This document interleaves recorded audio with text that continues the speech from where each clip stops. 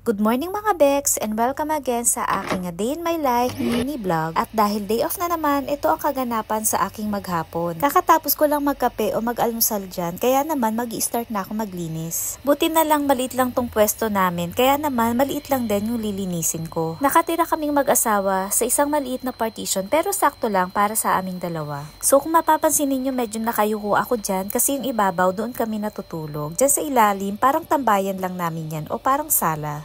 Kailangan talaga mag-vacuum weekly kasi naman ang daming buhok. Puro buhok ko lang naman yung makikita dyan. Isama mo na yung mga mumo o yung mga crumbs na yung mga pinagkainan namin ng mga chichirya. Mahilig kasi kaming magngat-ngat. Para kaming mga daga. Chos. At dahil weekend ngayon, kailangan na namang maglaba ng mga bedsheet, ng mga throw pillow or yung mga pillowcase. So ayan na, meron ako nilapag dyan na maliit lang naman na parang kutsyon para hindi naman masakit sa puwet pagka magtatambay kami dito. Tapos ito, sinuli ko na rin yung malaking beanbag. Dati nung bago yan, sobrang laki. At dahil matagal na rin siya sa amin, tapos na overuse na, kaya naman umumpis na siya. Isusunod ko na rin ibalik yung mga throw pillow. Mga every 2 weeks ko lang naman palitan ito. Pero yung mga bedsheet namin, yung mga punda at blanket, weekly namin labahan. Maximum na yung 10 days para naman mas masarap matulog kapag laging bagong palit, diba? So ayan, habang nagpapalit ako niya ng punda, nakasalang na rin yung mga labahin ko. Para hindi sayang yung oras ko. Para mamaya, pagkatapos ko ng gawain dito sa loob, sa labas naman ako doon sa kusina para makapag-prepare na ng pagkain. Buti na lang 2 days off ako para naman may time ako para talagang maglinis at tapusin lahat ng gawain ko dito sa bahay. Chos, kung makabahay naman akala mo ang laki ng lilinisin eh, diba? Chos lang yun. Minsan sa sobrang sipag ko, pinagsasabay-sabay ko yan lahat. Naglilinis, naglalaba, tapos may nakasalang din na lutuin. Ang kagandahan dito, hindi ko na kailangan magkusot. Meron naman dyang automatic na washing machine. So, mas napapadali yung gawaing bahay. Para naman may time ako para mag-ML, diba? ML is life kaya, chos.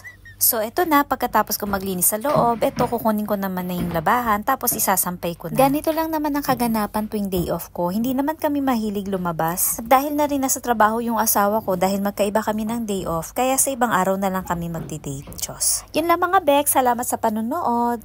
See you in my next vlog. Thank you, bye!